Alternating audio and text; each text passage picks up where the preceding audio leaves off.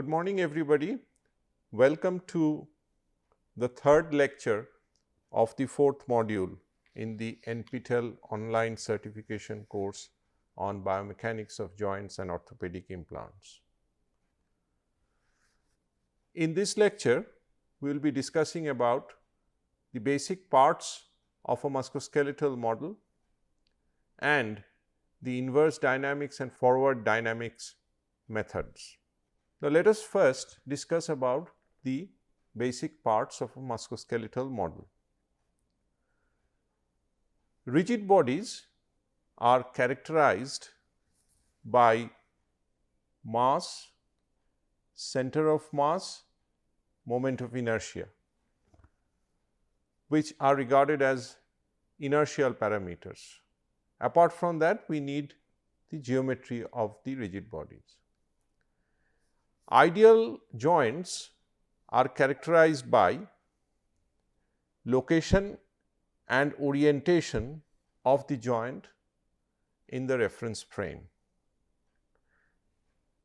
It also requires constraints on the joint angles, which are regarded as kinematic constraints. Actuators are characterized by the muscle line of action. The muscles are considered to be actuators. So, it is characterized by the muscle line of action and the muscle properties. Now, let us discuss about the role of the kinematic variables in the musculoskeletal modeling and analysis. So, the role of the kinematic variables may be summarized as follows.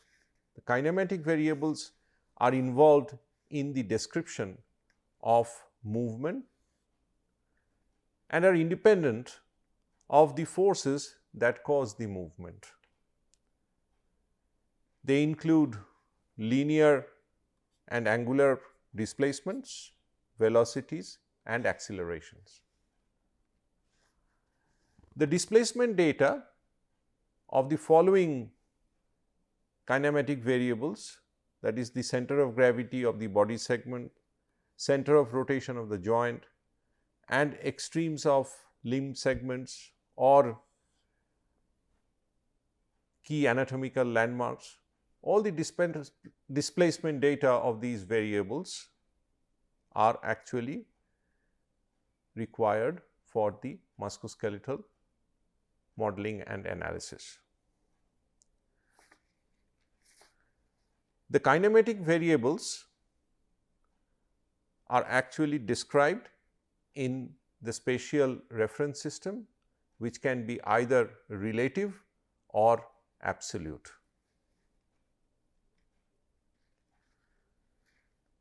Let us now discuss about the kinetic variables. Kinetics refer to forces that cause movements. So, these forces can include both internal and external forces. The internal forces arise from muscle activity, ligaments or friction in the muscles and joints, whereas the external force or forces arise from the ground, which is ground reaction force, or from external loads carried by a subject. The kinetic variables also include the moments of forces produced by the muscles crossing a joint, the mechanical power transmission to or from the same muscles, and the energy changes of the body that result from this power transmission.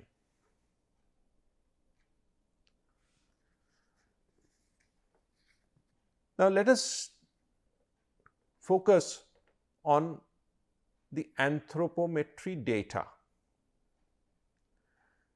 Now, anthropometry data consists of length and mass properties of each body segment. So, anthropometry is the study of physical measurement of the body to determine differences in individual or groups or groups.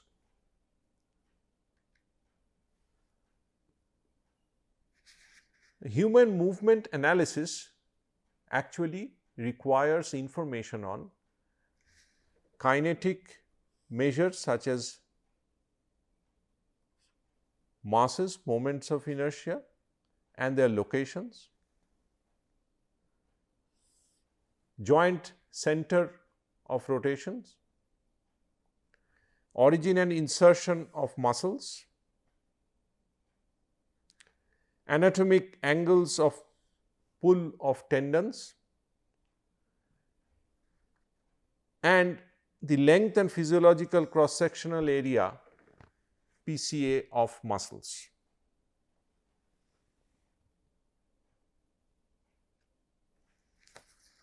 The accuracy of any analysis depends as much on the quality and completeness of the anthropometric data as on the kinematics and kinetics. Now, let us see in the slide what is actually meant by the anthropometry data on body segment lengths. Now, most basic dimension of the body is length of a segment between, say, joints, and these body segments can vary from one individual to the other based on ethnic origin, sex and the basic build of the body. Now, this average set of segment lengths are actually shown in terms of percentage of body height. So, the body length segments or body segments segment lengths are actually expressed in terms of body height, which is h, and this is shown in this figure. The reference is although very old. Now, let us come to the masses involved in the body and the inertial properties. Now, kinematic and kinetic analysis require data regarding mass distribution, mass centers and moments of inertia. Some of these measures have been determined directly from cadavers or image scanning. So, this table actually presents the weight, center of mass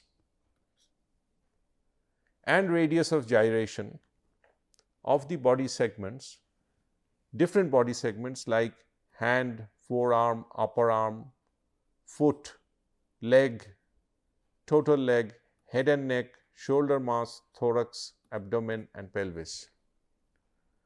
So, there is a host of reference that as indicated in this slide, from which we have gathered this data and have presented it in this slide.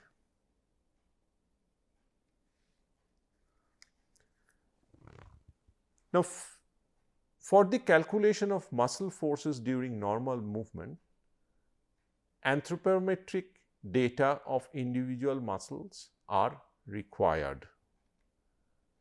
So, muscles of the same group share the load in proportion to their relative cross-sectional areas. The mechanical advantage of each muscle can be different depending on the moment arm and its origin and insertion. So, muscles are attached on the bones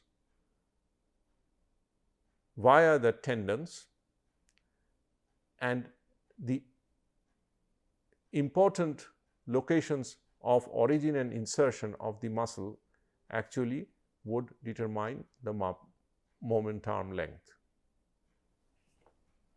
Just repeat this part.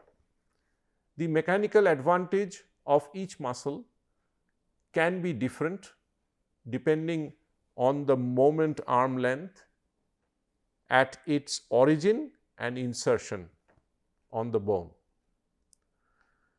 Presence of bone structure beneath the muscle that actually alter or can alter the angle of pull. Presence of tendon can also alter the angle of pull, since the tendons are attaching muscles to bone.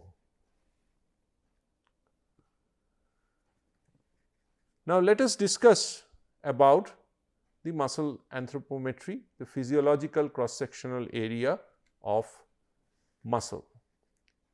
So, the PCA of a muscle is a measure of the number of sarcomeres in parallel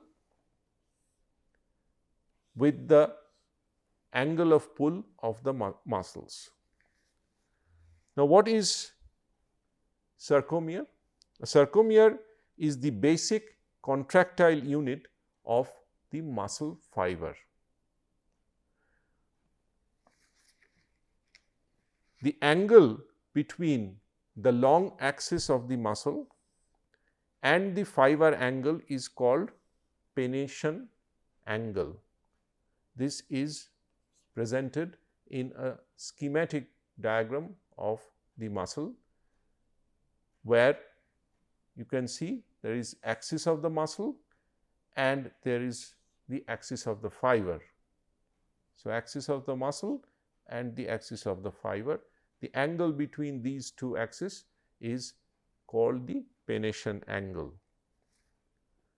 In parallel fibered muscle, the physiological cross-sectional area can be expressed as mass of the muscle fiber divided by the density and the length of the muscle fiber. So, m by dl, where m is the mass, d is the density of the muscle and l is the length of the muscle. In pennate muscles, the PCA, physiological cross-sectional area, is expressed as m cos alpha divided by the density and length. So, that means a component m cos alpha is actually taken into consideration for the calculation of PCA in case of pennate muscles.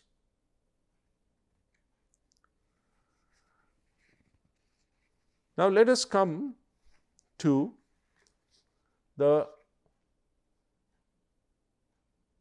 muscle mass, length and PCA of some of the lower limb muscles, that is data on muscle anthropometry.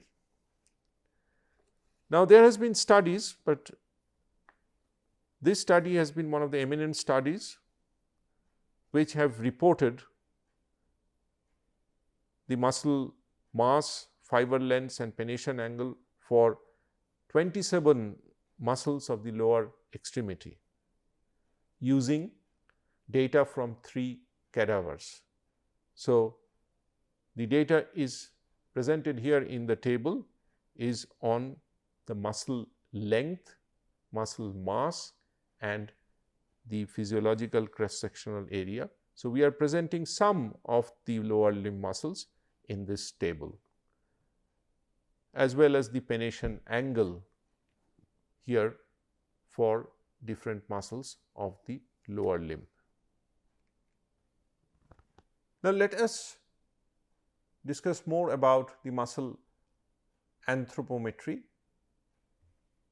Muscle stress is defined as the force per unit cross-sectional area of a particular muscle.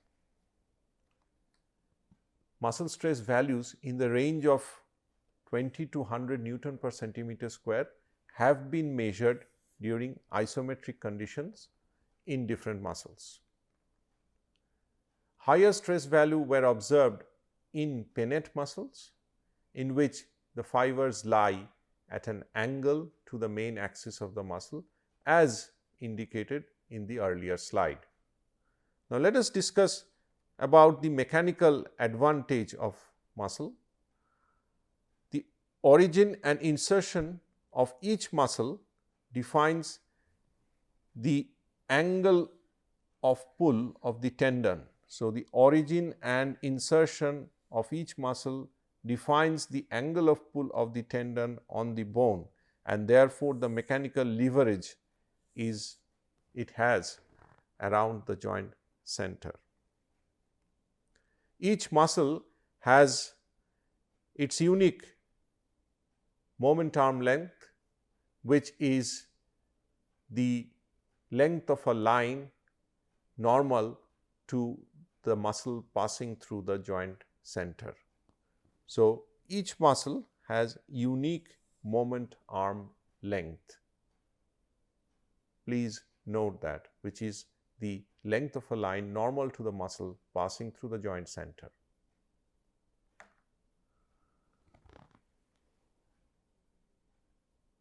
Now, we need to discuss about the origin and insertion of some major muscles in the lower extremity. Now, the figure shows the major biarticulate muscles and their moment arm lengths at the proximal and distal ends. So, we can see gastrocnemius, hamstring and rectus femoris.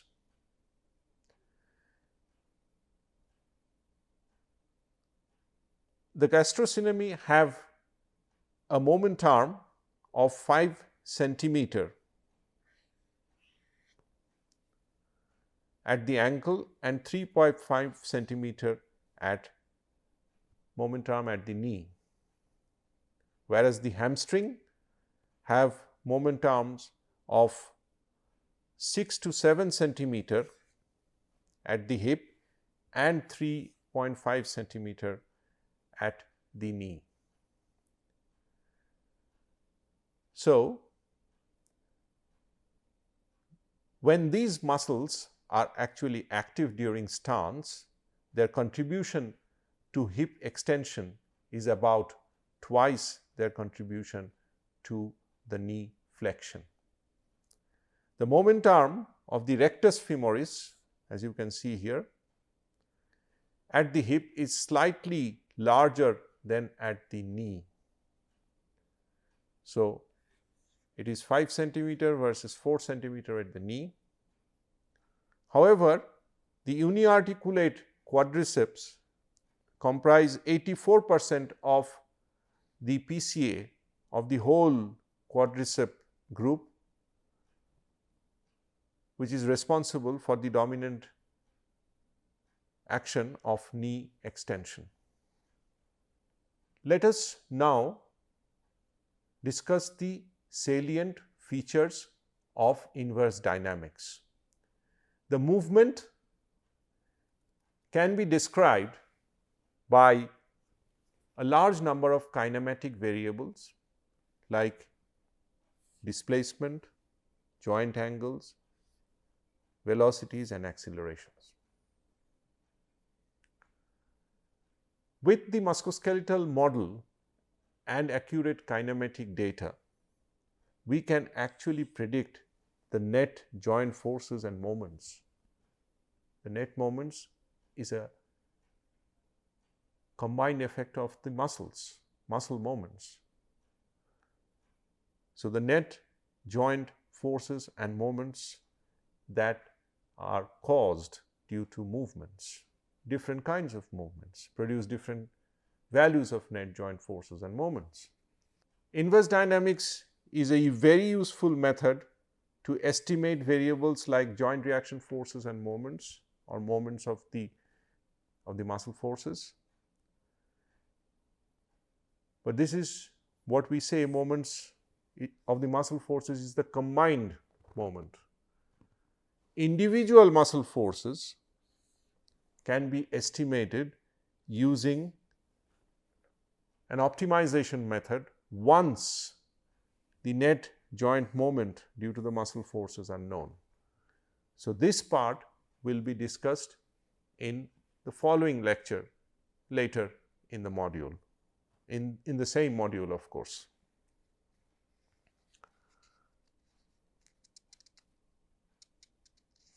So, in a summary, based on the kinematic variables and anthropometric data, joint forces and moments can be calculated using inverse dynamics method. Now, this slide presents an overview of the muscle force estimation using inverse dynamics and static optimization. Now, experimental joint kinematic information like joint angles, velocity and acceleration is used to calculate joint forces and moments or torques using the inverse dynamics method. Now, joint moments and torques are the net combined effect of individual muscle forces spanning the joint. The contribution of each muscle can be actually calculated using a static optimization scheme, which will be discussed later. Now, in some procedures, an initial guess of the muscle force is made, based on which joint equilibrium is verified and changes in the joint forces are made if necessary. The procedure is repeated until an optimal muscle force distribution is achieved. Let us now discuss about the salient features of the forward dynamics.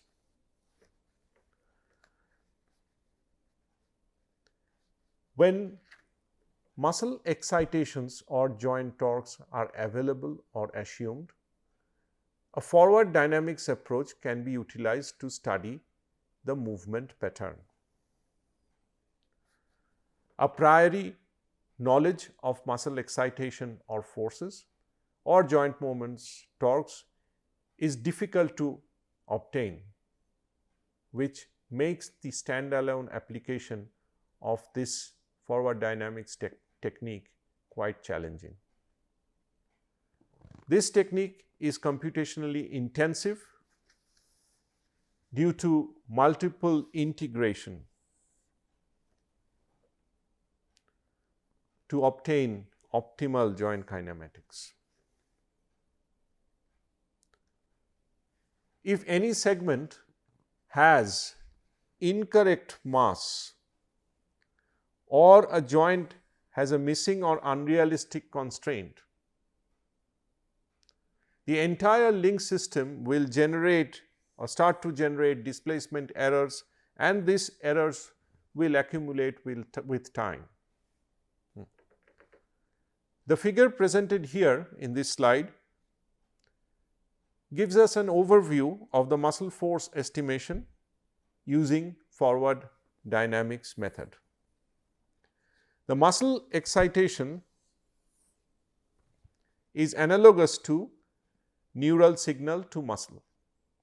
Muscle force generated in the individual muscle depend on the physiological parameters like PCA and the pennation angle and other things as discussed earlier. initial information on muscle excitation is the input to the forward dynamics method. Using the activation dynamics and musculotendon kinematics or muscle kinematics, joint kinematics and muscle forces can be calculated.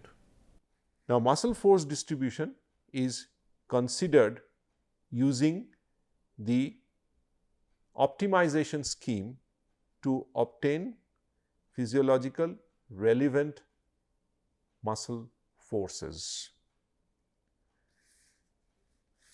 So, the muscle excitation obtained using the optimization scheme is considered for forward dynamics calculation, and the process is repeated as shown here till an optimal muscle distribution is achieved.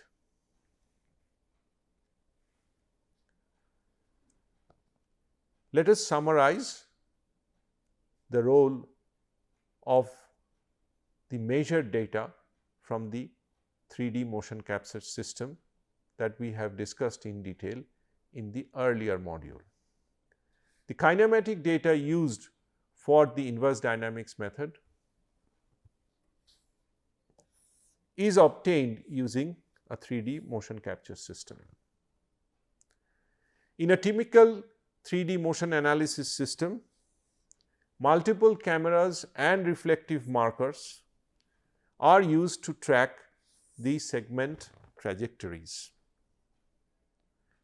The finer differences of angular displacement data gives the angular velocity and the angular acceleration, whereas the external ground reaction force acting on the ankle joint is actually obtained using force plates. So, this figure actually summarizes the 3D motion capture system with the marker, with the experimental markers fixed on different locations of the human body. So, the marker position can now be located in space, and the musculoskeletal model can be useful in analyzing the different forces in the joints and in the muscle for different applications. Let us come to the conclusions of this study.